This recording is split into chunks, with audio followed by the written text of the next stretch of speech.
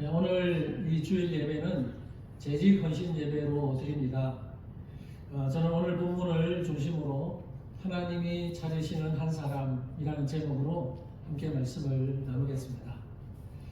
오늘 본문 앞부분에는 어떤 내용이 나오냐면 4장 후반부에는 예레미야 선지자가 환상을 보는 내용이 나오는데요. 예레미야 선지자가 환상을 보는데 어떤 환상을 보느냐, 유다가 멸망하는 환상을 봅니다. 유다가 멸망하는데 그 환상을 보면서 탄식하면서 그 멸망의 그 장면들을 묘사를 하고 있습니다. 그리고 오늘 본문이 이어져요. 오늘 본문이 이어지는데 오늘 본문에서는 유다가 왜 멸망하게 되는지 그 원인, 유다가 멸망하는 근본 원인이 무엇인지를 오늘 본문에서 밝혀줍니다. 여러분, 유다가 왜 멸망했을까요? 물론 유다가 멸망하기 전에 북이스라엘이 먼저 멸망했어요. BC 722년에 북이스라엘이 멸망했고 BC 586년에 남유다가 멸망하게 됩니다. 근데 지금 오늘 이 본문은 아직 남유다는 멸망하지 않은, 북이스라엘은 멸망했지만 남유다가 멸망하지 않은 그 상황 속에서 이 글을 기록했는데 왜 남유다가 멸망하게 되느냐? 예레미야 선지자는 몇 가지로 밝히지만 크게는 두 가지입니다.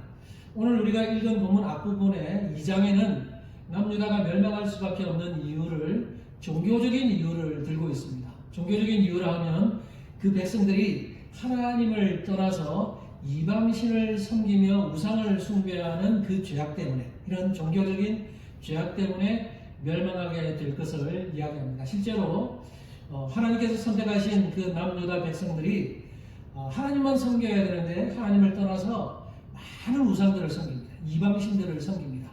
그래서 결국에는 그들이 그 우상 숭배의 죄악, 종교적인 죄악으로 인해서 멸망하게 될 것을 경고하셨어요.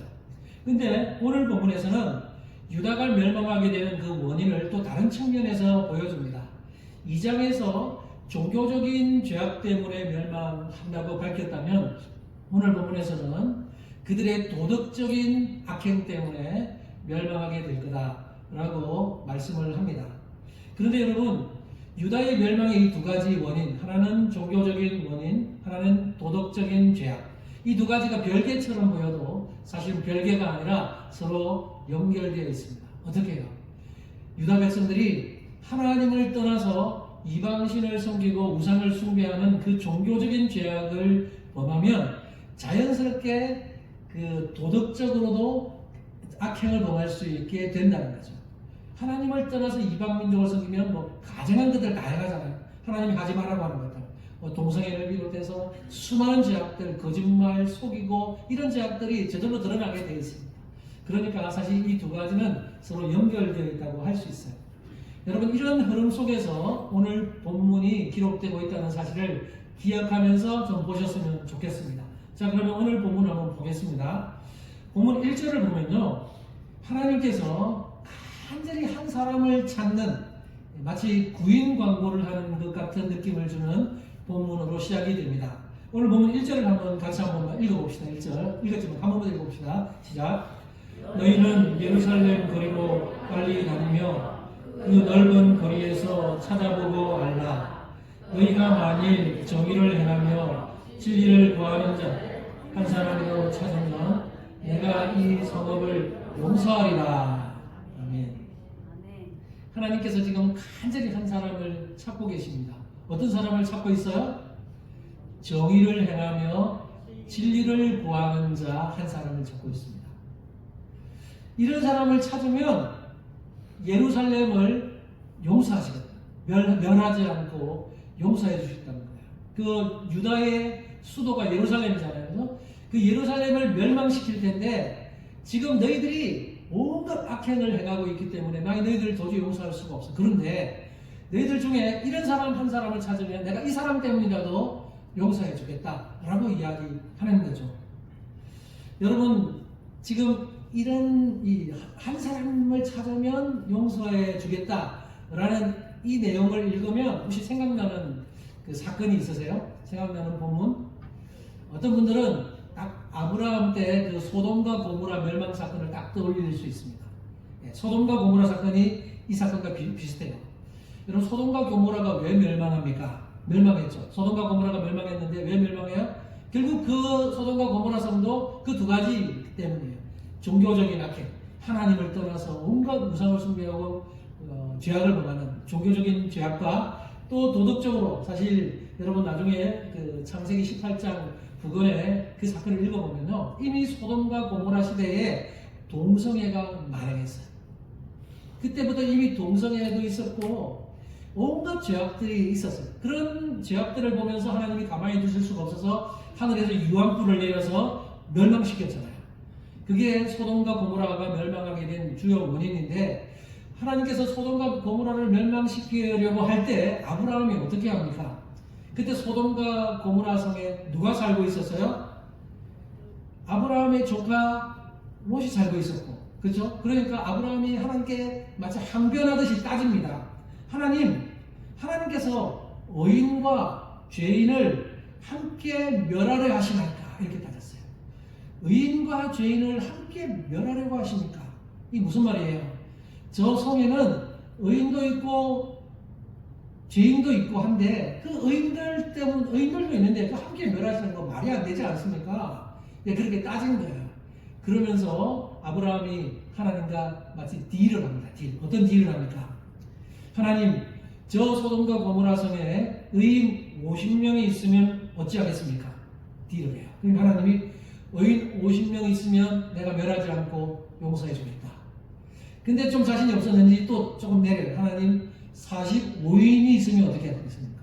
그래서 45인이 있어도 용서하겠다. 그래서 좀 내려요. 40명, 30명, 20명, 10명. 아브라함이 나중에 하나님 저 성에 의인 10명이 있으면 어떻게 하시겠습니까? 의인 10명이 있어도 멸하지 않겠다. 하나님이 그렇게 하죠. 근데 아브라함 그래서 그 기도를 그치죠. 근데 아무리 찾아도 의인 10명이 없어요.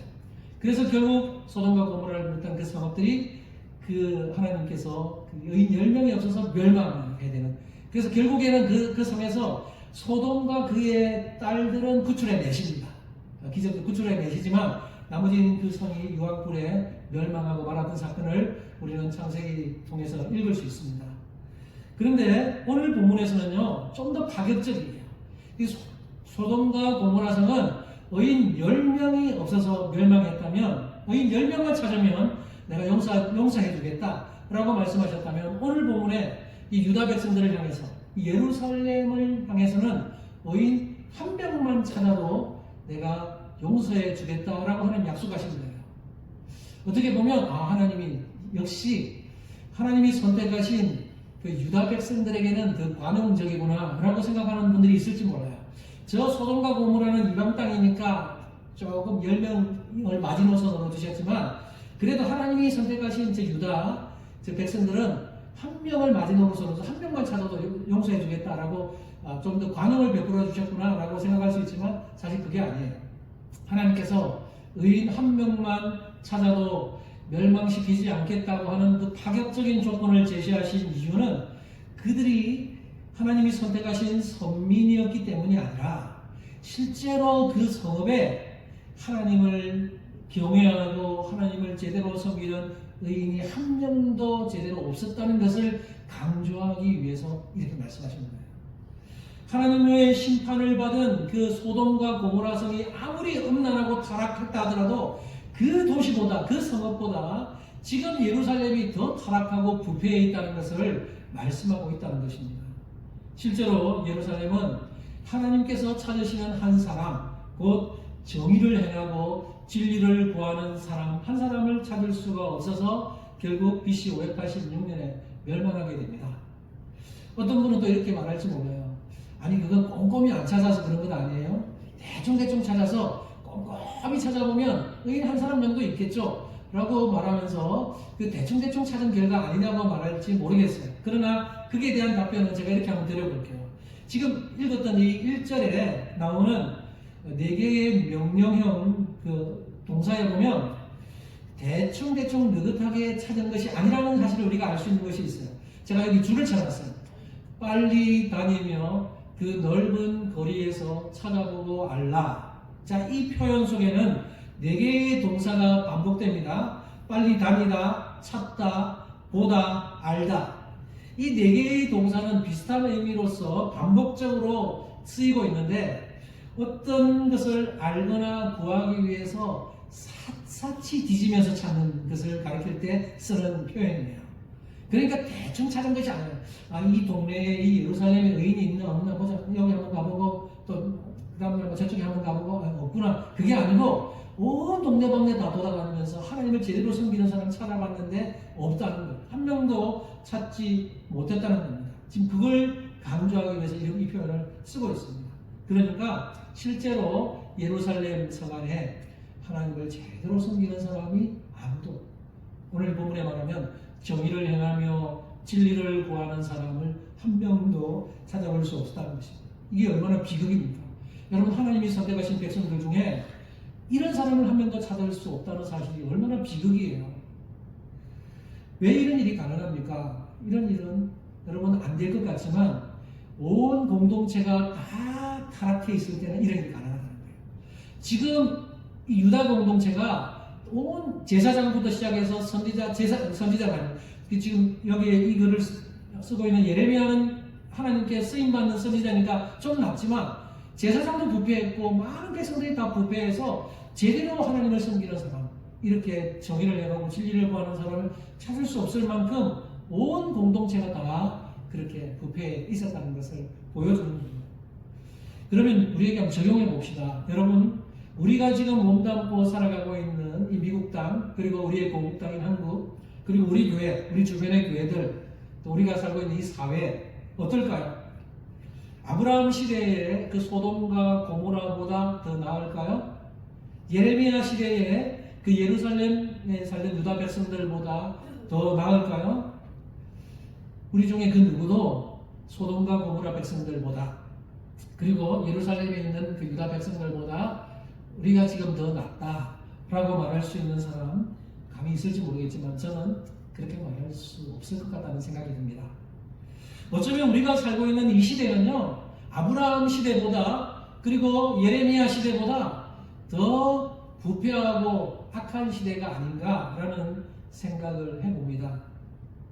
하나님께서 우리를 향해서 한국과 이 미국 땅에서, 그리고 이 콜롬비아 땅에서 하나님이 찾으시는 의인, 이렇게 정의를 행하고 진리를 구하는 사람 찾아봐라, 그렇게 우리에게 명령 내리신다면 여러분 주위에서 한번 툭툭 찾아보실 때 과연 몇 사람을 찾을 수 있을 것 같습니까? 대충 그냥 하는 사람 말고 실제로 정말 하나님 사랑하면서 정의를 행하면서 진리를 구하는 사람 몇 명이나 찾을지 저는 사실 잘 모르겠습니다. 어떤 분은 마음속으로 지금 눈치 보고서는 말은 안 하겠지, 마음속으로 나는 그래도 하나님이 찾으시는 사람이야 라고 자부하고 계신 분들이 혹시 있을지 모르겠어요. 나는 그래도 정의를 행하고 진리를 구하는 사람이야 라고 혹시 생각하실지 있을지 모르겠지만 여러분 그 우리의 생각이 사실은 우리만의 착각일 수 있습니다.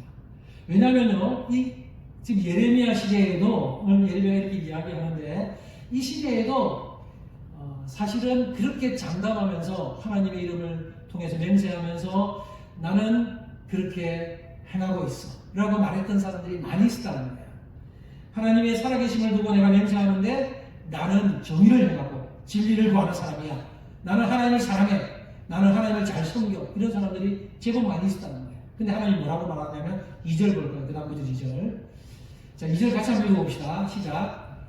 그들이 여호와께서 살아계심을 두고 맹세할지라도 실상은 거짓 맹세니라. 그 당시에도 그렇게 하나님의 살아계심을 두고 하나님의 이름을 걸고 맹세하는 자들이 많이 있었다는 거예요. 그런데 그들의 맹세는 뭐라고요? 거짓 맹세라고요. 사실 마음도 없는 입으로만 하는 맹세, 거짓 맹세라고 하나님 말씀하는 겁니다. 그러니까 실제로 많은 유다 백성들이 말로는 나 하나님 사랑해, 나 진리를 행하고 나 하나님 말씀대로 살고 있어 라고 수없이 맹세하는 사람들이 있지만 하나님 보실 때는 다 기준에 맞지 않는 저 거짓 맹세다 하나님 말씀하시는 거예요. 이처럼 그 당시에도 그렇게 많았어요. 그러니까 오늘날 우리도 그렇게 자부할 줄 모르지만 하나님의 기준에 못 미치면 나만의 착각일 수 있다는 사실 우리 기억해야 합니다. 이것은 일찍이 하나님께서 이사야 선지자를 통해서 하신 말씀 속에서도 드러납니다.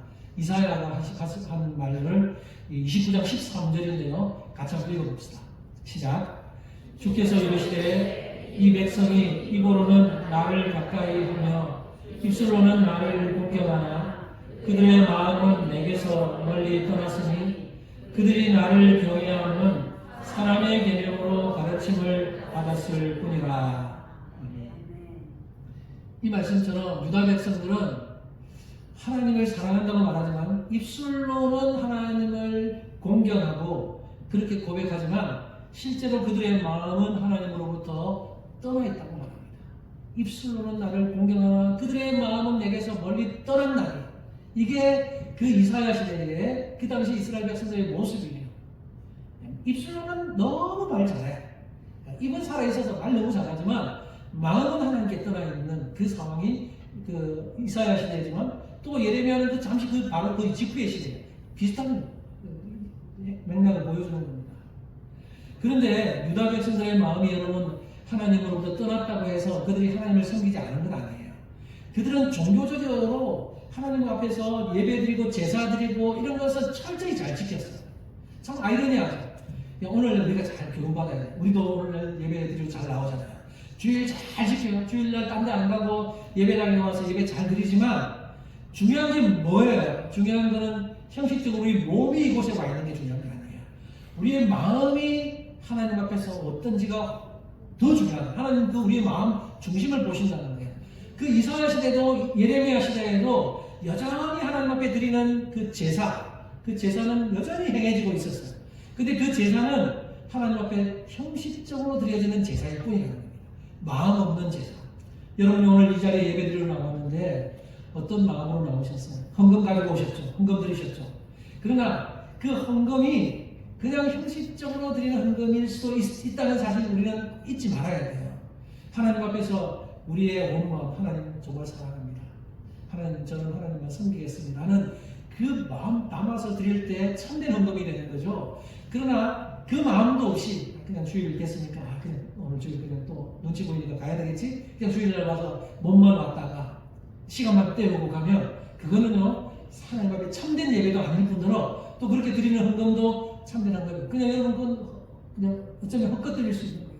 그냥 여러분 마음을 담으셔야 돼요. 중심이 중요하다는 겁니다. 근데 이런 현상들은 오늘날 또 바뀌지 않았어요. 그죠? 오늘날도 여러분 잘 적용하셔서 여러분의 삶에 어떻게 여러분이 신앙생활하고 있는지를 돌아보셨으면 좋겠어요. 저 오늘 설교 제목을 하나님이 찾으시는 한 사람이라고 했죠. 그 한 사람이 우리가 되었으면 좋겠다는 마음으로 지금 이 말씀을 전하고 있는 거예요. 네. 우리의 입술의 고백만 번지르하게 잘하는 사람이 되어서는 안 된다는 거예요. 우리는 입술과 머리로 알고 있는 그 신앙생활을 가슴으로 내려서 이 가슴 속에서 하나님 앞에서 진정 고백이 나와야 돼요. 머리만 살아있는 사람들만 머리 똑똑하고 성경 많이 알고 지식 있고 하지만 이 마음으로 내려오지 않아서 마음이 식어요. 냉하게 식어있는 사람이 얼마나 많은지 모릅니다.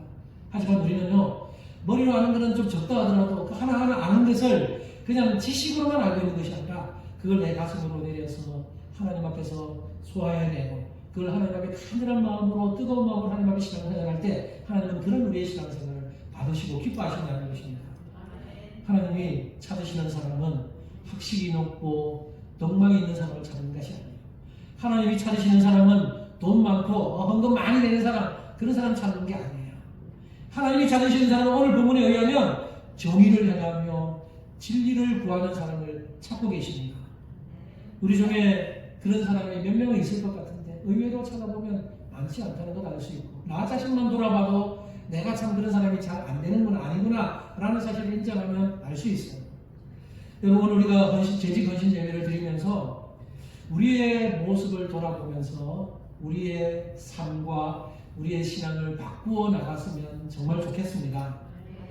아직은 내가 부족하고 아직은 정말 이렇게 살고 싶지만 계속 넘어지고 또 실수하고 실패하는 내 모습이지만 그럼에도 불구하고 나는 하나님이 찾으시는 그 한 사람, 정의를 행하고 진리를 구하는 그 한 사람이 되기 위해서 몸부림치는 모든 우리 성도님들 되기를 간절히 바랍니다.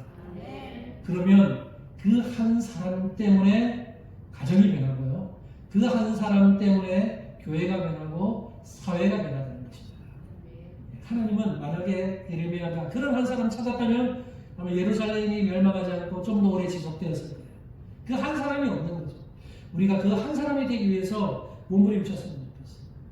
우리 대한민국의 경우에 기독교가 처음 들어왔을 때 1844년 그때 기독교가 처음 들어왔을 때 선교사님들에 의해서 그때 그 많은 우리 그리스도인들이 그 서양 선교사, 미국 선교사를 비롯한 그 선교사를 통해서 예수님을 믿고 나서 사회에 큰 영향을 많이 끼쳤어요. 그죠? 그 당시 조선시대에 얼마나 가난했습니까? 그러나 가난하지만 그 가난함에도 불구하고 진리를 알고 복음을 알면서 사회에 봉사를 하고 영향을 끼치니까 기독교인들 때문에 우리 한국 사회가 많이 발전해서 우리는 잘 알고 있습니다. 그런데 그 한국이 좀 부작용이 좀 있어요. 사실 좋은 현상이지만 또 좋은 현상인 동시에 약간의 부작용이 뭐냐면 너무나 폭발적으로 짧은 시간에 급성장하는 거. 이거 너무나 좋으면서도 그러다 보니까 부작용이 생겨요. 이제 미국 같은 경우는 몇백 년 걸쳐서 이렇게 기독교가 오고 유럽은 더 그렇죠. 그런데 한국은 한 몇십 년 사이에 폭발적인 부흥, 기독교율이 25%까지 올라가는 그런 경우가 거의 없어요. 그래서 많은 선교학자들이 한국의 그 부흥을 연구를 많이 합니다. 한국이라는 땅은 도대체 왜 이렇게 폭발적으로 단시간 만에 이렇게 부흥을 하느냐라고 그렇게 할 때 여러 가지 이유를 꼽지만 그 한국 땅에서 피 뿌렸던 그 선교사들의 그 순교 그것도 꼽고 그 다음에 새벽 예배도 꼽는 사람이 있어요. 한국은 독특하게 그 새벽 예배가 있어서 이런 급속히 발전했다 이런 이제 그런 자료를 내놓는 분들도 있지만 여러분 제가 말씀드리려고 하는 것은 한국 땅에 그렇게 초반에는 영향을 끼쳤던 기독교인들이 나중에 조금씩 배가 부르고 기독교율이 25% 되고 나중에 이제 기독교가 들어온 지 100년이 넘고 지금 한 140년 넘었잖아요. 그렇게 되면서 점점 기독교인들이 하나님의 말씀에서 떠나고 신앙의 매너리즘에 빠지고 이런 현상들이 일어나게 되는 겁니다. 그래서 지금 실제로 이 미국 땅에는 우리도 별 다를 바가 없지만 지금 전 세계적으로 경제적으로 부유해지고 잘 살게 되니까 표현하자면 배부르고 등 따시면 하나님이 마치 필요 없는 것처럼 여겨지게 된다는 거죠. 지금 한국에 있는 기독교인들도 그렇고 우리도 돌아볼 때 우리도 별로 다를 바 없지만 배부르고 등 따시면 하나님을 안 찾아요. 여러분 아닙니까? 저는 배부르고 등 따신 적이 물론 저도 배부르고 등 따셔야 돼요. 저 목사기 때문에 하나님을 안 찾으면 들통나니까 그래서 그래도 우리 서로 돌아보잖아요. 수많은 사람들이 보여준 그 결과가 그래요. 배고프고 힘들 때는 하나님 찾아요. 여러분 지금도 혹시나 가장 우환이 있거나 힘들면 평소에 기도 안 하다가 기도하죠. 이게 어쩔 수 없어요. 그래서 사람이 연약해서 그 사람 제가 정죄 안 합니다. 그건 사람이기 때문에 그래요. 그래서 그 배고프고 힘들 때는 하나님 붙들고 도와주세요 이렇게 하지만 배부르고 등 따시면 점점 머리로는 그래도 하나님 잘 섬겨야지 하지만 몸은 그렇지 않을 때가 많아요. 이게 우리의 인간의 본성입니다. 그래서 사실 왜 그런 현상이 일어나느냐 하나님을 그렇게 진정으로 하나님 찾으시는 사람들이 점점 사라지기 때문에 기독교가 이제 욕을 얻어먹고 그죠? 지금 안티 기독교가 생겨나서 안티 사이트에서 정말 기독교를 욕하고 얼마나 비난합니까? 저는 사실 그게 불쾌하기도 하지만 한편으로 우리가 돌아봐야 될 점도 있습니다. 우리 그리스도인들을 향해서 욕할 때 우리가 잘 못하기 때문에 그런 것도 있겠구나. 우리 기독교가 정신을 차려야 되겠구나 라는 생각도 듭니다. 그럼 우리가 좀 잘해야 돼요. 하나님이 진정으로 찾으시는 사람들이 점점 줄어들면 하나님을 버립니다. 우리를 버립니다. 유다를 버리고 소돔과 고모라를 버리고 예루살렘을 버렸던 것처럼 하나님을 버리고 떠나기 시작하면 하나님 우리를 멀리하시고 우리가 하나님을 찾아야 돼요. 오늘 본문과 또 한 가지 내용을 읽어보기를 원하는데요. 미가 선지자도 남유다를 향해서 메시지를 선포했는데요. 미가 선지자가 선포했던 말씀, 하나님이 찾으시는 사람이 어떤 사람인지를 좀 다르게 표현을 합니다. 오늘 본문과 좀 다르게 표현하는데 같이 한번 읽어봅시다. 미가서 6장 8절 자 시작. 사람아 주께서 선한 것이 무엇임을 내게 보이셨나니 여호와께서 내게 구하시는 것은 오직 정의를 행하며 인자를 사랑하며 겸손하게 내 하나님과 함께 행하는 것이 아니냐. 예레미야 선지자는 하나님이 찾으시는 한 사람이 누구냐 할 때 정의를 행하고 진리를 구하는 사람이라고 그랬죠. 근데 미가 선지자는 조금 표현을 다르게 해요. 어떻게 해요? 오직 정의를 행하며 인자를 사랑하며 겸손하게 내 하나님과 함께 행하는 사람을 하나님 찾으신다는 거예요. 여러분 돌아보십시오. 여러분 자신을 한번 돌아보셨습니다. 여러분은 지금 하나님이 찾으시는 이런 사람 맞습니까? 정의, 인자라고 하는 말은 다르게 표현하면 mercy 또는 kindness 이렇게 표현할 수 있어요.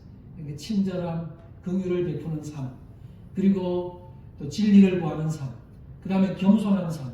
이것이 뭐예요? 이건 다 하나님의 성품입니다. 그러니까 하나님이 찾으시는 사람은 하나님의 성품을 닮은 사람, 하나님의 성품을 가진 사람을 하나님 지금 찾고 계신다는 거예요.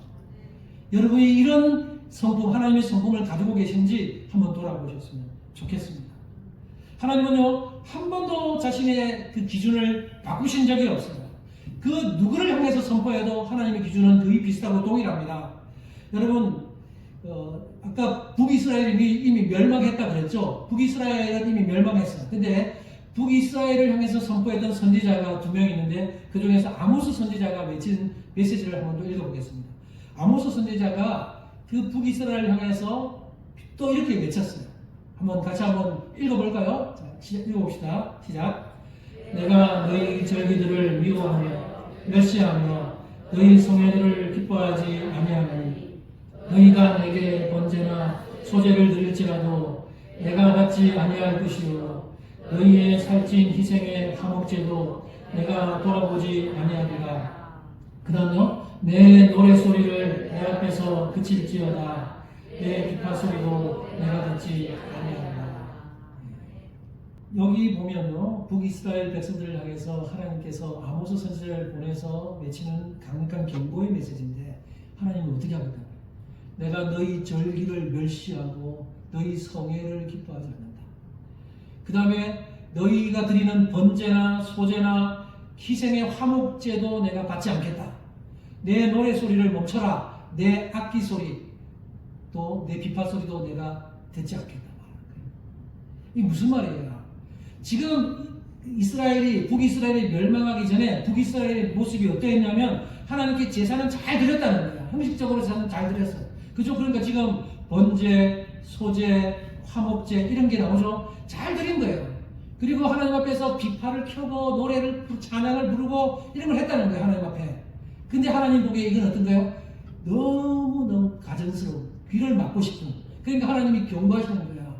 내가 너희들 유월절 지키고 맥주절 지키고 초막절 지키고 그러지 너희 절기를 미워한다. 멸시한다. 그런 절기 지키지 마. 너희들 가정제는 너희들 지키는 그 형식적인 절기 내가 기뻐하지 않아. 너희들이 번제 드리고 소제 드리고 화목제 드리는 거 그거 내 앞에서 너무 가정스러운 거니까 하지 마. 너희들 노래도 멈춰. 내 앞에 와서 노래소리하고 찬양 부르고 그렇게 비파소리 그 소리도 너무 지겨워. 왜 그래요? 그들의 마음이 하나님을 떠나 있고 형식적으로만 하고 있는 그런 예배, 제사 하나님 싫다는 겁니다. 그걸 멈추지 않으면 너희들 멸하겠다는 거예요. 근데 그 백성들은 결국 멈추지 않았죠. 가정스럽게 형식적으로만 하나님 섬기다가 온갖 우상들 숭배하고 그렇게 살다가 결국에는 북이스라엘이 BC 722년에 멸망하잖아요. 하나님께서 원하시는 게 뭐예요? 이렇게 아모스 5장 21절에서 22절, 21절에서 23절에서 이렇게 말하고 나서 그 다음 5장 24절 바로 그 다음 절에서 하나님이 원하시는 것이 무엇인지를 밝힙니다. 같이 읽어볼까요? 시작. 오직 정의를 물같이 공의를 마르지 않는 강같이 흐르게 할지어다. 아멘. 이것이 하나님께서 당신의 백성들을 향해서 요구하시는 거예요. 정의를 물같이 공의를 흐르는 강같이 흐르라.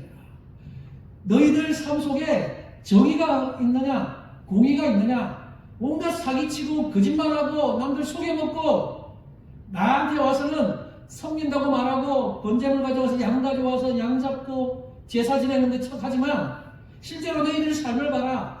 공의도 없고 정의도 없고 온갖 부정과 부패와 더러움과 죄악과 이런 것밖에 없지 않느냐. 너희들 삶에 먼저 정의를 물같이 공의를 마르지 않는 강같이 흐르게 해라. 이렇게 하나님 말씀하시는 거예요. 여러분 비슷하죠? 예레미야에게도 정의를 행하라. 진리를 구하라. 이사야, 그러니까 미가 선지자에도 그렇죠? 오직 인자를 사랑하고 진리를 구하고 하나님과 함께 겸손히 행하는 이 다 비슷한 개념이에요. 정의를 행하는 것. 이것이 하나님이 요구하시는 거고 이런 사람이 하나님이 찾는 사람이라는 것입니다. 사랑하는 성도 여러분, 이제 말씀을 정리해 보겠습니다. 저는 오늘 재직헌신 예배를 드리면서 하나님께서 간절히 찾으시는 한 사람, 바로 저와 여러분이 그 사람이 되었으면 좋겠다는 소망이 있습니다. 그런 사람이 되기 위해서 몸부림칩시다. 정의를 행하며 진리를 찾는 사람, 그 다음 긍휼과 사랑을 가지고 남들을 돌볼 수 있는 사람, 겸손히 하나님과 동행하는 사람, 이런 사람을 하나님이 찾고 계십니다. 우리가 그런 사람 되기 위해서 몸부림치는 사람이 되었으면 좋겠습니다. 딱 그 사람, 우리 교회에도 그런 사람 한 사람 있으면 됩니다. 그런 사람 한 사람 있으면요, 하나님 그 사람 통해서 또 다른 사람에게 변화를 주실 것이고, 그 사람 통해서 우리 교회가 바뀔 것이고, 그 사람 통해서 여러분의 가정이 변할 것이고, 그럴 것입니다. 저는 확신합니다. 우리가 그런 사람이 되기 위해서 몸부림치고 함께 열심히 노력하면서 오늘 재직헌신 예배 드리는데, 원래 재직헌신 예배는 2주 전에 사실 좀 드리려고 했는데 계속 좀 연기돼서 2월달로 연기가 되어버렸는데요. 보통 우리 연초가 되면 재직헌신 예배를 드리고 대부분의 교회들이 연초에 재직헌신 예배를 많이 드립니다. 그런데 이런 헌신 예배가 단순히 그냥 형식적으로 그냥 1년에 한 번 돌아오는 그냥 형식적인 헌신 예배가 아니라 정말 한 해를 다짐하면서 올해 2026년도 하나님, 제가 오늘 이 재직헌신 예배를 통해서 오늘 말씀처럼 제가 하나님이 찾으시는 바로 그 한 사람이 되기 위해서 힘쓰고 몸부림치겠습니다 라고 하는 결단을 하면서 1년을 달려나가는 우리 모든 재직들, 우리 모든 성도들 되기를 소망합니다. 네, 같이 한번 기도하겠습니다.